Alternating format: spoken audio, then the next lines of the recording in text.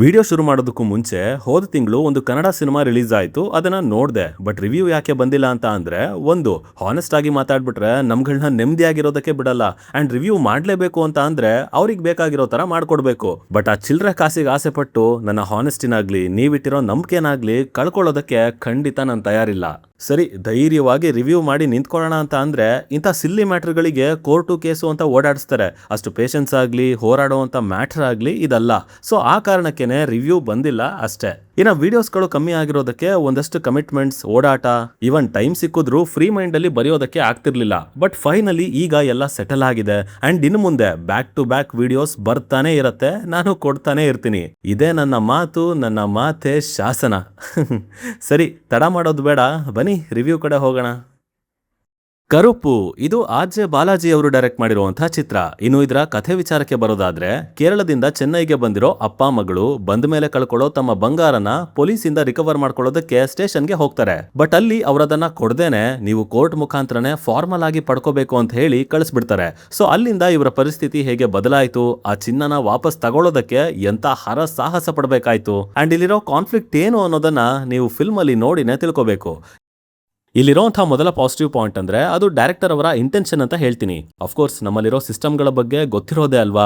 Loop holes ಇದೆ, ಬೇಕಾದಷ್ಟು ಸಮಸ್ಯೆಗಳಿದೆ, ಭ್ರಷ್ಟಾಚಾರ ಅನ್ನೋದಂತೂ ತುಂಬಿ ತುಳುಕ್ತಾ ಇದೆ. ಸೊ ಅದನ್ನೇ ಇಲ್ಲಿ ಕೋರ್ ಎಲಿಮೆಂಟ್ ಆಗಿ ತಗೊಂಡು ಅದರ ಸುತ್ತ ಫಿಕ್ಷನಲ್ ಆಗಿ ತಮ್ಮದೇ ರೀತಿಯಲ್ಲಿ ಹೇಗೆ ನ್ಯಾಯನ ಒದಗಿಸಬಹುದು ಆ ಐಡಿಯಾನ, ಆ ಥಾಟ್ ಪ್ರೊಸೆಸ್ ನ ತುಂಬಾ ಚೆನ್ನಾಗಿ ಇಂಟರ್ಪ್ರೆಟ್ ಮಾಡಿದ್ದಾರೆ.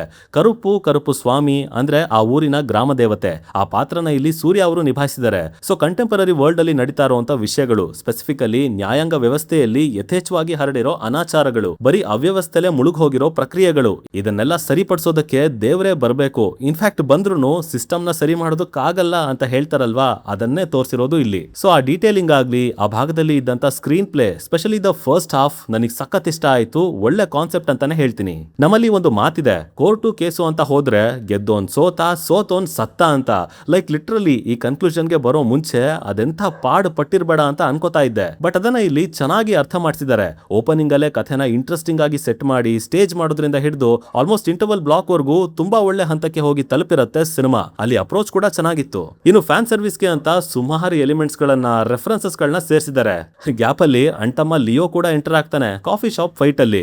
ಬಟ್ ಆಸ್ ಯೂಶುವಲ್ ಸೂರ್ಯ ಅವರ ಫ್ಯಾನ್ಸ್ ಗಳಿಗೆ ಅಂತಾನೆ ಸಾಕಷ್ಟು ಸೀಕ್ವೆನ್ಸಸ್ ಗಳನ್ನ ಬರ್ದಿದ್ದಾರೆ. ಅಂಡ್ ಅದು ಅವರಿಗೆ ಚೆನ್ನಾಗೇ ವರ್ಕ್ ಆಗುತ್ತೆ. ಇನ್ನು ಪರ್ಫಾರ್ಮೆನ್ಸಸ್ ಕಡೆ ಬಂದ್ರೆ ಸ್ವಲ್ಪ ಆಫ್ ಬ್ಯಾಲೆನ್ಸ್ ಆಗಿ ಬರ್ದಿರೋ ಸೂರ್ಯ ಅವರ ಪಾತ್ರ ಅದನ್ನ ಆದಷ್ಟು ತೋರಿಸ್ಕೊಳ್ದೇ ಇರೋ ತರ ಸ್ಮೂತ್ ಆಗಿ ಬ್ಲೆಂಡ್ ಆಗೋ ಹಾಗೆ ಒಳ್ಳೆ ಪರ್ಫಾರ್ಮೆನ್ಸ್ ಕೊಟ್ಟಿದ್ದಾರೆ ಸೂರ್ಯ ಅವರು. ಬಟ್ ನಿಜವಾಗ್ಲೂ ಇಂಪ್ರೆಸಿವ್ ಅಂತ ಅನ್ಸಿದ್ದು ಅಂದ್ರೆ ಅದು RJ. Balaji as baby Kannan. ಸಖತ್ ಎಫೆಕ್ಟಿವ್ ಆಗಿರೋ ಮ್ಯಾನರಿಸಮ್, ಆಟಿಟ್ಯೂಡ್, ಈ ಕಡೆ ಬಳಸುವಂತ ಐಡಿಯಾಗಳು ಲೈಕ್ ಸಾಲಿಡ್ ಪೊಟೆನ್ಶಿಯಲ್ ಇತ್ತು ಆ ಪಾತ್ರಕ್ಕೆ ವಿಲನ್ ಆರ್ಕ್ ಅಲ್ಲಿ. ಅಂಡ್ ಆಫ್ ಕೋರ್ಸ್ ಅವರದನ್ನ ಡೀಸೆಂಟ್ ಆಗಿ ಹ್ಯಾಂಡಲ್ ಮಾಡಿದ್ದಾರೆ. ಎಕ್ಸೆಪ್ಟ್ ದ ಸೆಕೆಂಡ್ ಹಾಫ್ ಅಲ್ಲಿ ಆ ಪಾತ್ರನ ಅಷ್ಟು ಚೆನ್ನಾಗಿ ಬರ್ದಿಲ್ಲ.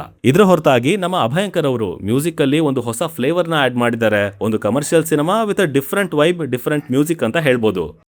ಇನ್ನು ಇಲ್ಲಿ ನನಗೇನು ವರ್ಕ್ ಆಗ್ಲಿಲ್ಲ ಅಂತ ಅಂದ್ರೆ ಅದು ಸೆಕೆಂಡ್ ಹಾಫ್ ಅಂಡ್ ಹಲವು ಕಡೆ ಎಕ್ಸಿಕ್ಯೂಷನ್ ಕೂಡ ಅಷ್ಟು ಹಿಡಿಸ್ಲಿಲ್ಲ. ಇಲ್ಲಿ ಒಂದು ಸಮಸ್ಯೆಗೆ ದೇವರನ್ನೇ ಕರೆಸ್ತಾ ಇದ್ದೀರಾ ಅಂದಾಗ ಅಲ್ಲಿ ಎಕ್ಸ್ಟ್ರಾ ಕಾಶಿಯಸ್ ಆಗಿ ಇರ್ಬೇಕಾಗತ್ತೆ. ಬಿಕಾಸ್ ಪವರ್ಸ್ ಇದೆ ಅಂತ ಹೇಳಿ ಸುಮ್ನೆ ಎಲ್ಲದನ್ನು ಮಾಡಬಹುದು, ಬೇಕಾಗಿರೋ ತರ ಇಮ್ಯಾಜಿನ್ ಮಾಡ್ಕೊಂಡು ಬರಿಬಹುದು ಅಂತ ಹೋಗೋದಕ್ಕಾಗಲ್ಲ. ಬಿಕಾಸ್ ಸ್ಟೋರಿ ಲೈನ್ ನಲ್ಲಿರೋ ಟೆನ್ಷನ್ ಹಾಳಾಗ್ಬಿಡುತ್ತೆ. ಅಟ್ಲೀಸ್ಟ್ ಒಂದು ಪ್ರಾಮಿಸ್ ಇಂದ ಫಸ್ಟ್ ಹಾಫ್ ಸಖತ್ ಎಫೆಕ್ಟಿವ್ ಅಂತ ಅನಿಸ್ತು. ಆದ್ರೆ ಸೆಕೆಂಡ್ ಹಾಫ್ ಅಲ್ಲಿ ಕೊಟ್ಟಿರೋ ಮಾತನ್ನ ಸೈಡಿಗೆ ತಳ್ಳಿ ಪವರ್ಸ್ ನ ಯೂಸ್ ಮಾಡ್ತಾರೆ.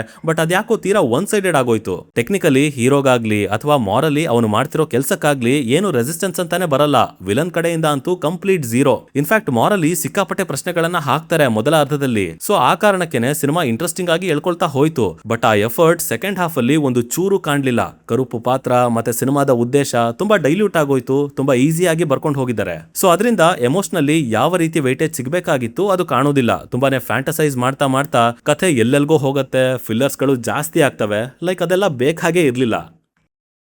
ಟೋಟಲ್ ಆಗಿ it's an average to above average cinema ಅಂತ ಹೇಳ್ತೀನಿ. ಸೂರ್ಯ ಅವರ ಫ್ಯಾನ್ ಆಗಿದ್ರೆ ಡೆಫಿನೆಟ್ಲಿ ಎಂಜಾಯ್ ಮಾಡ್ತೀರಾ, ಖಂಡಿತ ಹೋಗಿ ನೋಡಿ. ಆದ್ರೆ ಒಬ್ಬ ಪ್ರೇಕ್ಷಕನಾಗಿ, ಮೂವಿ ಬಫ್ ಆಗಿ ಸಿನಿಮಾನ ನೋಡ್ತೀರಾ ಅಂತ ಅಂದ್ರೆ ಫಸ್ಟ್ ಹಾಫ್ ಅಲ್ಲಿ ಕೊಡೋ ಕಿಕ್ ಇದೆಯಲ್ಲ, ಸೆಕೆಂಡ್ ಹಾಫ್ ಅಲ್ಲಿ ಪೂರ್ತಿ ಇಳ್ದು ಹೋಗುತ್ತೆ. ಲೈಕ್ ನಮ್ ಪಂಜಾಬ್ ಕಿಂಗ್ಸ್ ತರ.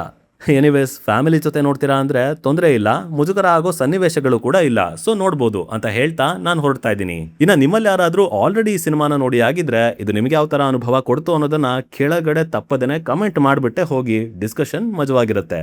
ಸೈನಿಂಗ್ ಆಫ್, ಲಿಖಿತ್.